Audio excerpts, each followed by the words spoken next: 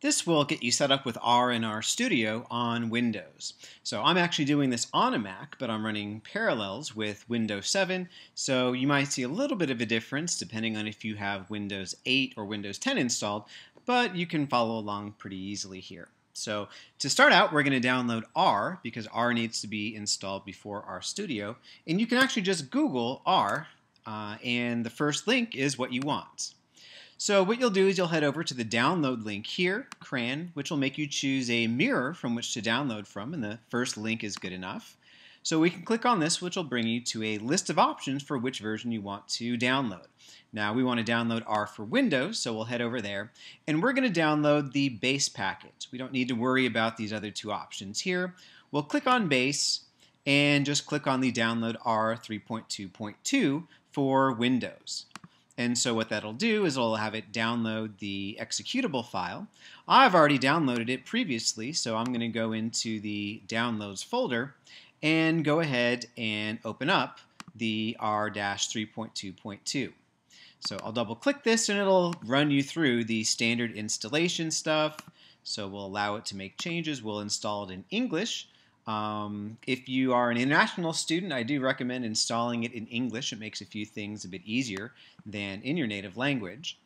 And we'll click Next to go through the standard things here. All these things we can just click Next, it's fine. We can have the defaults, that's fine.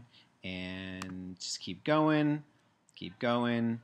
And one thing I would actually recommend is unclicking the Create a Desktop icon. Now the reason why is we're not actually going to be opening R itself. We'll be using R, accessing R through RStudio, and sometimes having this additional shortcut is a little bit confusing. So we'll let it do its installation goodness, and it will finish shortly. And once this is done, we can head on over and download RStudio, which is an interface with R that allows us to do a few things to make our lives easier. So we're done installing R, and now for RStudio, we can just Google RStudio here, and the first link is what we want. So we can head over to that page, and what we want to do is we want to download RStudio. So we'll click on the link, and the version that we want is the desktop version. And download RStudio Desktop. So which version do we want? Well, we want the one for Windows Vista 7, 8, 10. So we'll click on the link and it'll start downloading the file. I previously downloaded it, so I'm going to head to my downloads folder and I'm going to click on RStudio 0.99.473.